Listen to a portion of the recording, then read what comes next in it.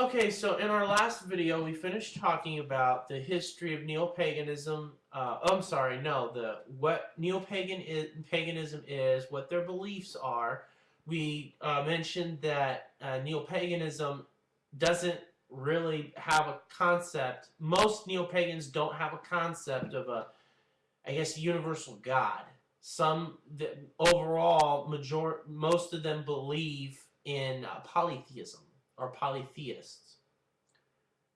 And also, we mentioned that their mythological writings are not standard scripture, quote unquote, like the Bible is to Christianity or any other kind of Abrahamic religions or texts, sorry, or like Islam, which emphasizes their Quran. They're not like that. So, anyway, the history, what in the round world is the history of neo-paganism? And I mentioned that the 1960s and 70s saw a resurgence in Neo-Druidism as well as the rise of Germanic Neo-paganism and Asatru in the United States and in Iceland. In the 1970s, Wicca was notably influenced by feminism, leading to the creation of an eclectic goddess-worshipping movement known as Dianic Wicca.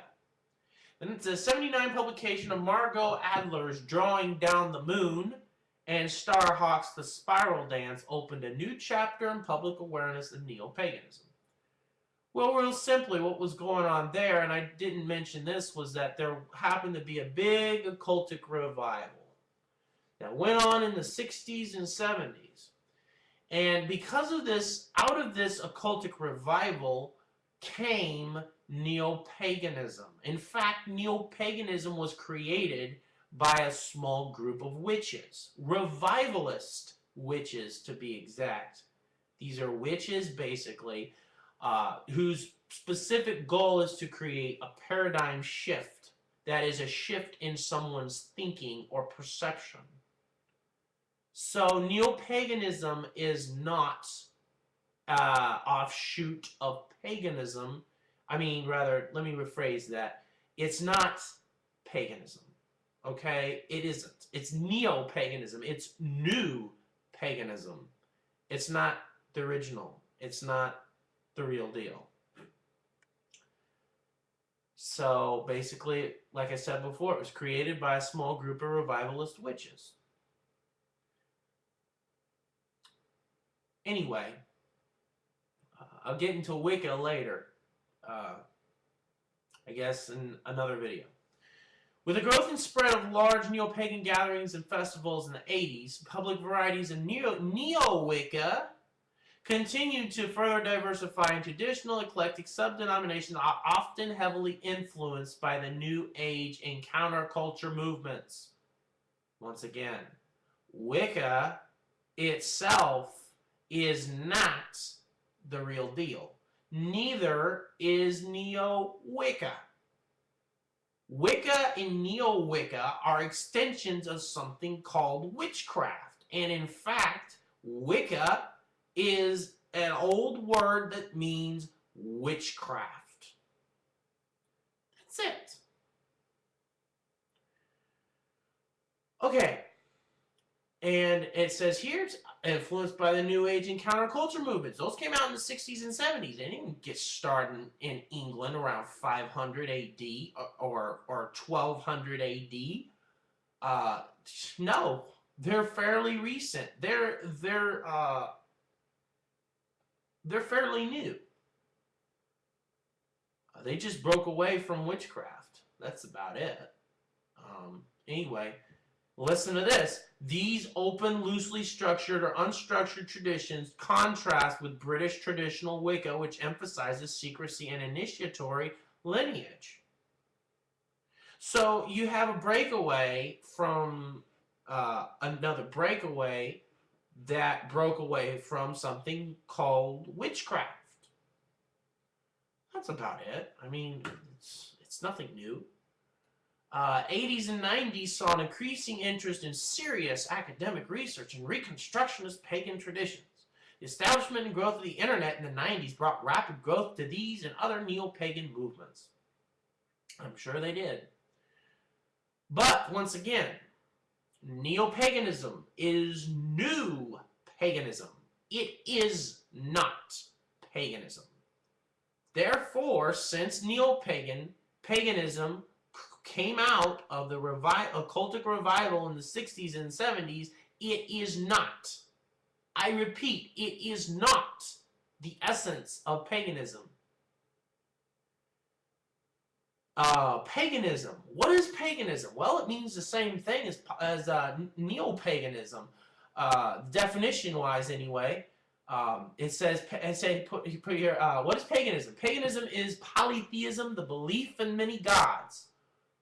Okay, so what? Neo-pagans and pagans believe in many gods. That's about all they have in common. Okay, once again, there is a very big difference between neo-paganism and paganism. One thing I want to mention for some people who may try to say, oh, that's not true, you're absolutely wrong.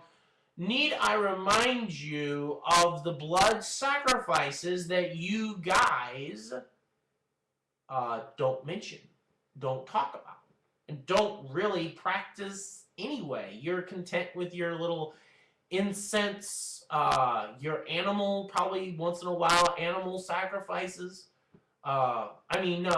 Sorry. Your herbal sacrifices, your incense sacrifice, your perfume, so on and so forth. You guys don't even want to touch the blood sacrifices.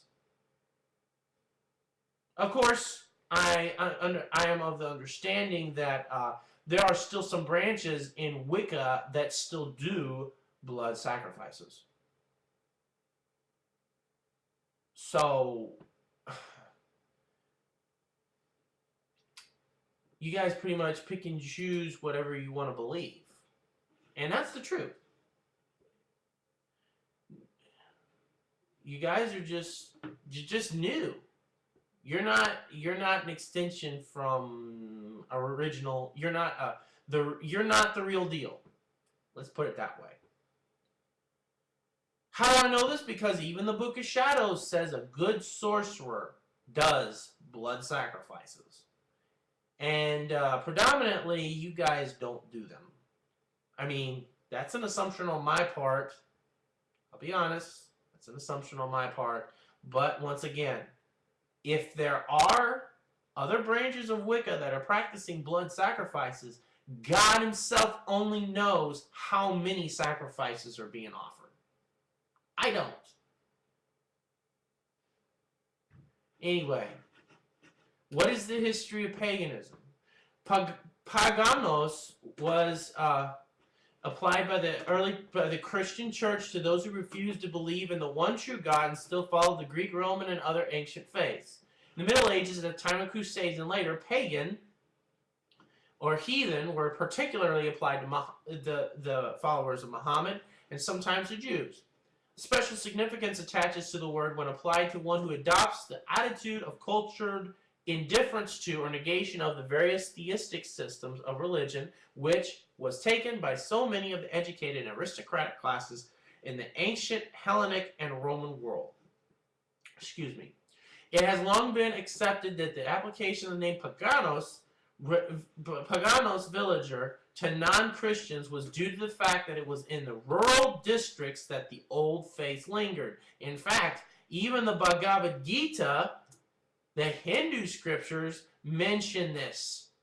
They actually go, in the Bhagavad Gita, it actually says this, when it was breaking down the classes, the caste system, they said that it was the country people who worship many gods and the rich people who worship one God.